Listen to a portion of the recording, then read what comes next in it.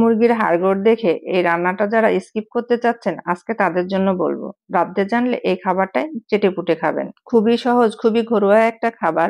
বুটের ডাল, পেঁপে দিয়ে মুরগির হাড়গোড়। দেশি মুরগির হাড়গোড় যাদের পছন্দ তাদের কাছে এই খাবারটা তো আবেদনমূলক। চলো না তাহলে দেখা যাক আমি রান্নাটা কিভাবে করেছি। এখানে আমি মুরগির চামড়া, পাখনা আর নলিগিলা এগুলো আমি নিয়ে নিয়েছি। এগুলো অবশ্যই ভালোভাবে পরিষ্কার করে নিতে হবে। আর চামড়াটা অবশ্যই আগুনে পুড়িয়ে নিতে হবে। উপরের পাতলা যে লোমটা থাকে সেটা একটি পাত্র বসে তার মধ্যে দিয়ে দিয়েছি সয়াবিন তেল। তার সাথে আমি দিয়ে দিয়েছি কিছুটা পেঁয়াজ কুচি। পেঁয়াজ কুচিটা হালকা করে নেড়ে তার মধ্যে আমি দিয়ে দিব এলাচ, দারচিনি আর তেজপাতা।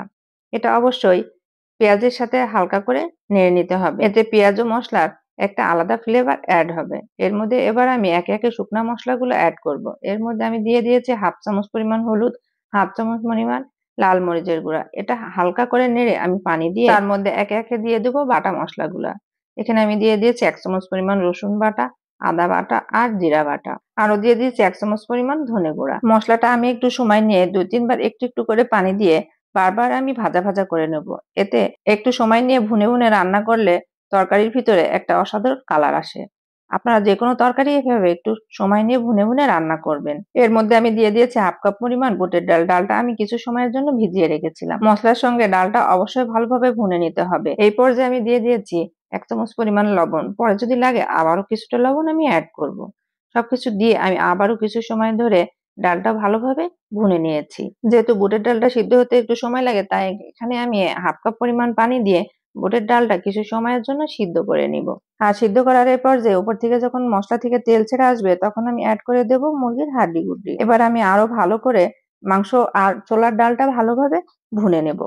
এটা একটু সময় নিয়ে করতে হবে কারণ মাংস একটা এক্সট্রা গন্ধ থাকে, সেই গন্ধটা যেন না থাকে। আমি বেশ খানিকক্ষণ সময় নিয়ে মুরগির হাড্ডি গুড্ডি ও ছোলার ডালটা ঢাকনা দিয়ে ঢেকে এবং কিছু সময় আলগা করে বারবার করে ভুনে নিয়েছি। আজকের রান্নাটা অবশ্যই দেখবেন, যেসব বাসায় বাচ্চারা একেবারে সবজি খেতে চায় না তাদের কিন্তু এই টেকনিকে সবজিও খাওয়াতে পারবেন। এই পর্যায়ে আমি দিয়ে দেব পেঁপে। আমি এখানে একটা পেঁপে বেশ বড় বড় টুকরা করে কেটে নিয়েছি। পেঁপেটা এই রান্নাতে একটু বড় বড় টুকরা করে কেটে দিলে ভালো হবে। আরো দিয়ে দিয়েছি কাঁচামরিচ। সবকিছু দিয়ে আবারও আমি কিছু সময়ের জন্য ভালোভাবে কষিয়ে নেব। পেঁপেটা আমি সবার শেষে দিয়েছি যেহেতু পেঁপেটা নরম, আগে থেকে সিদ্ধ হয়ে যাবে। আর একটা জিনিস হচ্ছে আমি কিন্তু সবকিছু একবারে দিইনি, ভাগে ভাগে দিয়েছি।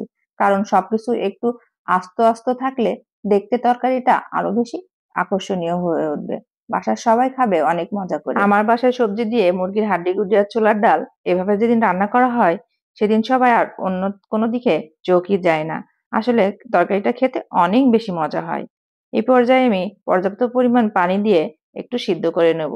কারণ যেহেতু ডাল আছে, ডালটা ঠান্ডা হয়ে গেলে একটু থকথকে হয়ে যায়, যার কারণে আমি তরকারিটা একটু ঝোল ঝোল রাখবো। আর এই তরকারিটা একটু ঝোল ঝোল থাকলেই খেতে বেশি মজা হয়। আমি উপর থেকে তেজপাতাগুলো ফেলে দেব তরকারিটা একটু দেখার সৌন্দর্যের জন্য। তরকারির স্বাদটাকে একটু বাড়ানোর জন্য উপর থেকে আমি দিয়ে দেব গরম মশলার গুঁড়া। রান্না শেষে গরম মশলার গুঁড়া দিলে তরকারির স্বাদটা বেড়ে যায় আরো দ্বিগুণ। আর ভিডিওটি দেখে যদি ভালো লাগে তাহলে লাইক, কমেন্ট, শেয়ার করতে ভুলবেন না কিন্তু। আল্লাহ হাফেজ।